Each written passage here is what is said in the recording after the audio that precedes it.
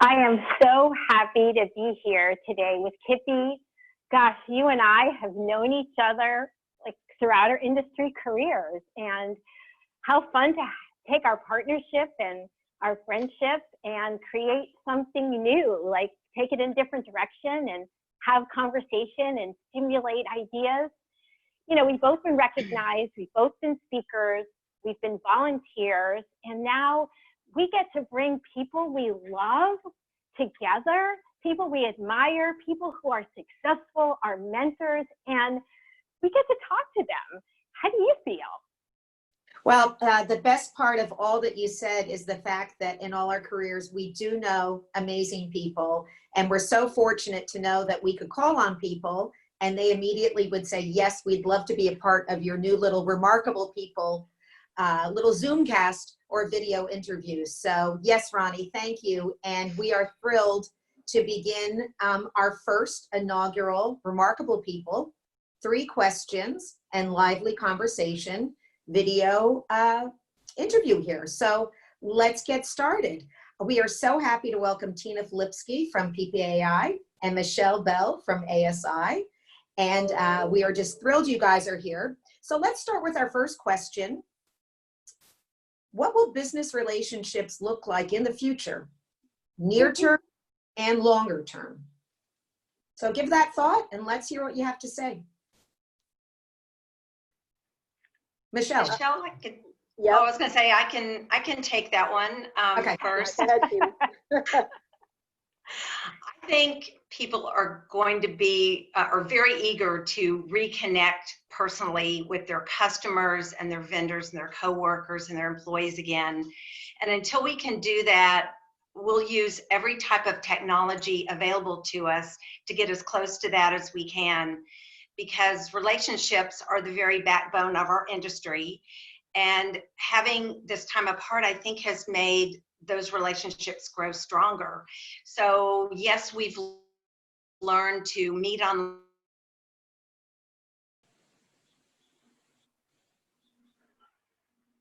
Uh-oh.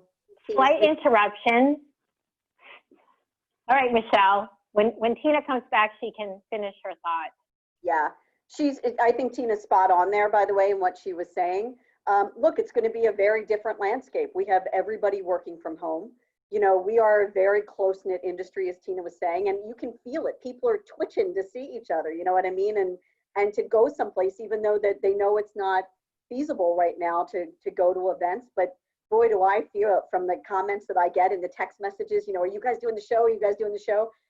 People are just, you know, really want to see each other, both from a business standpoint to be in front of their clients, and also from a communal, familial experience, because that's the way we all are together, right? Like, yeah. You know, it's interesting. I watch, you know, I'm very curious about how this landscape is going to play out. Hey, Tina. Hi. Welcome back.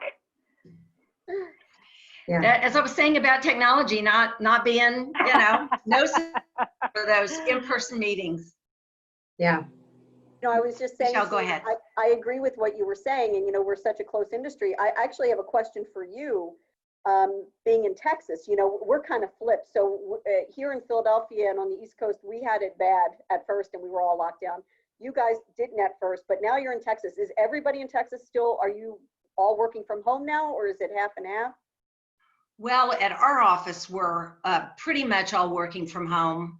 But we're not really on lockdown here. Restaurants are still open. The only things that are closed are bars, I believe. And but people are wearing masks pretty consistently. So that has picked up. And yeah, I've noticed a little bit more social distancing, but just in an abundance of caution, we are working from home. And fortunately, no one on our team has gotten sick. So we're blessed in that way.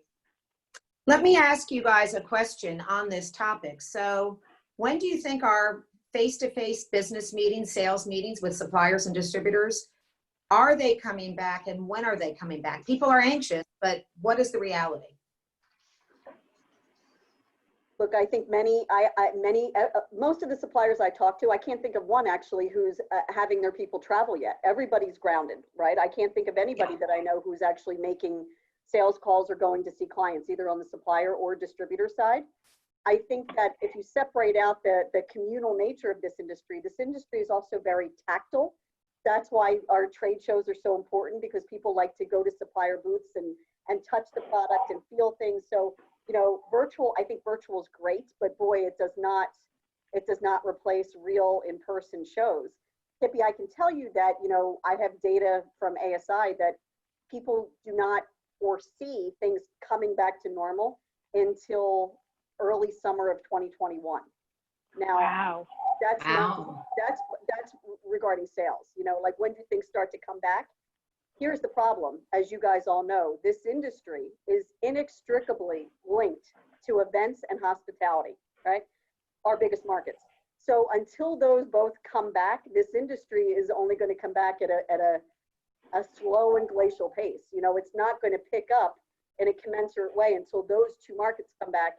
And I don't see those happening in full force until, you know, mid to late 2021. Tina? Yeah. Well, we've taken some anecdotal polls on that, and what I'm seeing, or what I'm remembering about that topic, is more like end of this year, maybe, or certainly in January. There are a good percentage of people that say, for example, that they intend to attend the expo. So it just depends on so many things. Having, you know, a vaccine, or possibly some other medications, or you know, medicine for this, or some other precautions that people can take. But yeah, you're right about the events. Our industry is so dependent on events, and people are trying to figure out how to work around that. Yeah. Okay, that Thank was you. a lot of content, a lot of great feedback there. Ronnie, do you want to ask the second question of our guest? Oh, I'd love to. Actually, I have, yeah, I'm going to kind of add a little bit to the second question based on some of the incredible comments that I've heard. You know, we're in the middle of a huge disruption in how we do business, in how we live. How does this lead to improvement? How does it replace the water cooler? How are new people supposed to connect? You know, we are lucky, we know each other. What about the new people? How, is there any goodness that can come out of this moving forward? Tina? There actually is. We asked our members a very similar question recently, and because I wanted to know, you know, what are some of the positive changes that people have seen because of the lockdown? And they were so eager to talk about them, because I think they were surprised that they found something positive to come out of this. So about 30% said that the lockdown had made them rethink their company and improve their marketing and their company image. About 19% said it made the company repurpose and change the types of products that it was offering. And 16% said it made them rethink their office and their staff and the people that they had in place. And about 5% said it actually revealed new talent, because, you know, people stepped up and jumped in and pitched in and helped wherever they could. So for about 70% of respondents, they saw some real positive changes that they probably wouldn't have seen if they hadn't been forced into a lockdown situation and had the time on their hands. So I think, you know, many organizations, PPAI included, saw what they were capable of achieving through extraordinarily difficult circumstances. And we saw people just, like I said, just rising to the challenge and coming out of their comfort zones to serve in new capacities, because things just had to be done. I mean, so many stories that you all probably heard about suppliers that, you know, had their executive team working in on the production floor because things had to happen. And it was just, for some of them also, it gave them a quiet and focused period of time to really focus on their business and do some cleanup and things that would help them to emerge stronger when all of this is over and we can get back to opening up. Yeah. What do you think, Yeah. Michele? I think two things actually. Number one, what I have learned from this experience, and I can't wait to write the article, and I'm going to do it myself, is I've seen examples of really good leadership in this industry, phenomenal leadership of how people, to your point, Tina, have risen to the occasion. And then I've seen quite the opposite. And, you know, this once in a lifetime kind of challenge that we're all facing has really kind of put a spotlight on who's really just got it when it comes to that innate talent to lead. You know, look, it's a much easier prospect to lead when it's, you know, the halcyon days of the past 5 years, right? Where a rhesus monkey, you know, is making money hand over fist. But, you know, it's a much different thing to do it in a situation like this. And there are some real lessons there as far as what's great leadership and what isn't. And I would say number one at the list I would put is transparency. Even when you may have some not great news to share with your team, you know, be as honest as possible, you know? So that's one thing I've seen. As far as disruptions, I mean, I think I look at it at maybe a broader base, but what I've been thinking a lot about lately is China. If we learn anything from this whole mess, it is that we have a huge codependency problem with China. And I'm going to separate out the politics of it, but as salespeople, you would never tell your salesperson to have all of their sales in one market, right? It's just not smart. You want to diversify. Yet in this industry, you know, upwards of 90% of the products that get imported are from one place, and it's China. So, you know, we did a survey recently, and it really struck me that 60% of distributors who are importing and 40% of suppliers even want to pull their importing out of China. Now, it's not realistic to do that quickly en masse. You just can't, because China, you know, is such a strong infrastructure. But what it does tell me is that people are looking to other sources. So if we learn nothing from this, it's to look at other spots. I can tell you, in 23 years I've been in this industry, I've never had so many people ask me for a list of manufacturers in Mexico. That alone tells me that people are starting to look in other places. So that to me is a really good lesson that people are learning. And this industry is so wonderfully adaptable and nimble. You know, who would have thought that, you know, so many people would have jumped in to be PPE experts so quickly? And I say that honestly. I mean, it's fascinating to watch how people have really, you know, dove in and become experts in this category. So there are going to be markets that pop up that none of us could anticipate, but I always have the utmost faith in the entrepreneurs in this market that they're going to figure out a way to kill it, right? Thank you. That was wonderful. Yeah. All right, Kippy, what's the next one we're pitching out? Our next question, which really dovetails perfectly to what you guys were saying. So what do now and what will customers want as we evolve into a more robust business climate? A good point that I'd love for you guys to elaborate on. What about the import versus USA made as one example of a trend now, future? But of course, you guys have a lot of thoughts on all of that. Tina, do you want to start? Mm-hmm. Yeah, I mean, I would just say that I guess I'm answering this from more of a buyer perspective. I think so many of them are just ready to get their businesses back open. And they're looking for help to do that, whether it's financial help through some of the government programs or the marketing and promotion, the campaigns, or just getting their workspace ready to welcome back customers and employees.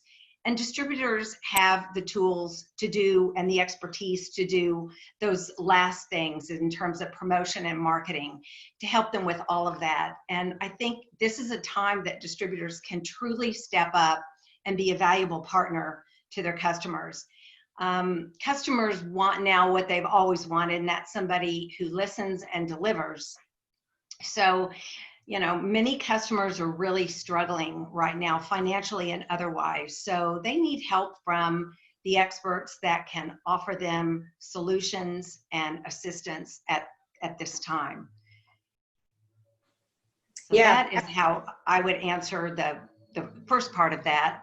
Michele, maybe you want to elaborate on on that second half. Well, I agree with all of it, honestly. If I were to look at, Kippy, if you're asking if there's a place of an opportunity in this shifting landscape, I would say online sales for two reasons. Number one, if we're going to keep social distancing, and that's going to go on for the foreseeable future, let's just say until 2021. And when you factor in the younger buyers and how they prefer to do things online, I think it would behoove distributors to look into having a true e-commerce platform. And it's interesting because, again, you know, our studies show only 50% of distributors are e-commerce capable, 40% of suppliers, by the way. So I think that that's an area that people want to look at as an opportunity to maybe bolster their sales, is to have a true, robust online platform, I think. And then of course there's, you know, these micro markets that are popping up, you know, Kippy and Ronnie, like, you know, you I don't know about you guys, but here you can't buy a bicycle or roller skates, right? So any sort of outdoor pedometers, you know, because people want to get outside and move, right? So any sort of outdoor equipment, drinkware, things like that, gardening things, you know, seeds, gardening tools, things for the home, cooking, artisanal oils, you know, home office things, you know, mouse pads. Mouse pads are coming back. Why? Because you have a whole segment of society that never did actually work out of their house. And now they have to outfit their whole home office. Earbuds, chargers, you know, when you look for it, there are definitely pockets of opportunities. Yeah. Very cool. How interesting, and how interesting, so much information in your answer, Michele. And yet, Tina, you're right that the customer still wants the same treatment. That's the constant, is the way that you manage a relationship with your customer, no matter what the product is. So you put those two together, and there's, you know, there's a really good picture and reminder of the essentials. Yes. Perfect, wonderful. Ronnie? Thank you so much. And the experience, you know, the experience of connecting, like what does that online experience look like, and what does that relationship look like? Okay, the bonus question is, so typically the two of you are on our side of the table. How does it feel to be the one being asked the questions, and the bonus question tying in, second part, is if you had a special talent, what would that talent be? So Michele. Yeah. I'm thrilled to be here with you guys, and it's interesting for me to be asked questions. My comfort zone is the opposite, is to ask the questions. Yeah. So I don't find it unsettling or awkward or uncomfortable, because I'm comfortable with the three of you, but I always prefer to be the one asking the questions and you know, the one running the show. My secret, oh boy, you know, I've always wanted to be able to sing, and I cannot. It sounds like three weasels in a wet bag, so I would love to have that talent. Awesome, thank you. Tina, how about you? How do you feel sitting on that side of the table? I think this feels very, very odd, and I know this is just a payback to both of you, Ronnie and Kippy. But actually, I don't know, Michele, we might want to get used to this, right? I mean, yeah, well, that would be great. You know, I don't have to come up with questions. That's fantastic. Yeah, really, bonus round. As far as the talent, I was thinking I would love to know how to cook, because, you know, we've been home so much, and my husband really is a very good cook, but, you know, we cook almost every night, and I'll be like, do you want me to cook something? Oh, no, I've got it. You can just watch TV. I'll have it ready in a little bit. So I would like to learn to cook, and now is a good time while I'm at home. And Michele, you can practice your singing. And oh my God, you guys are so funny. Well, we are quickly approaching the end of our lively discussion and conversation from the bottom of my heart. Can we ask you guys a question? Kippy, can they ask us a question? Go ahead. Yes. Yes. So from your respective areas, how is everything where you are from a business sense? What are you guys seeing? Florida, everybody's pulling back all of a sudden. People are panicking crazy. I wish it weren't the case. I went to yoga this morning and they said, now moving forward, you have to wear a mask. I don't know how in the world that's going to happen, but you know, I've always worked from home. So to me, that part's okay. The travel's limiting, but otherwise, I don't know. I'm just ready for this to be I call it a season. I'm ready for this season to be over and the next season. How about you, Kippy?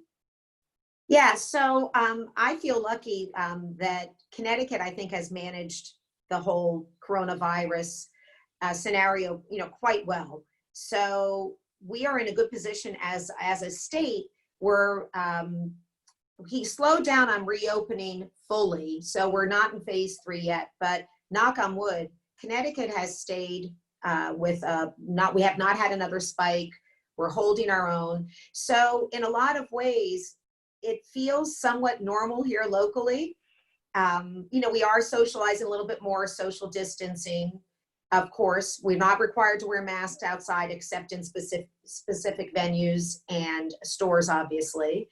And, you know, overall, I live in a small town, so it seems that life is quote unquote normal.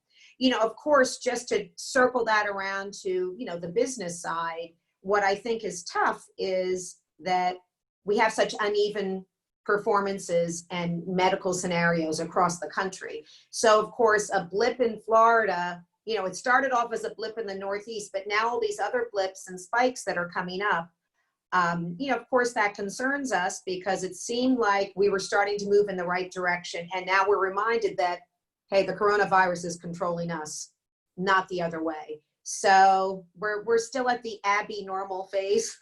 And I think we're going to be in, I think you're right about next summer. I think we're going to be in this for a while, but you know, we soldier on. Listen, we all do what we have to do. So good question, Yes. Michelle.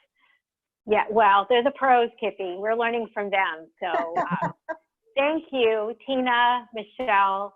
Thank you. Thank you so much for Thank you being so here much. with us today. And yeah, Yeah. Kippy, we did it.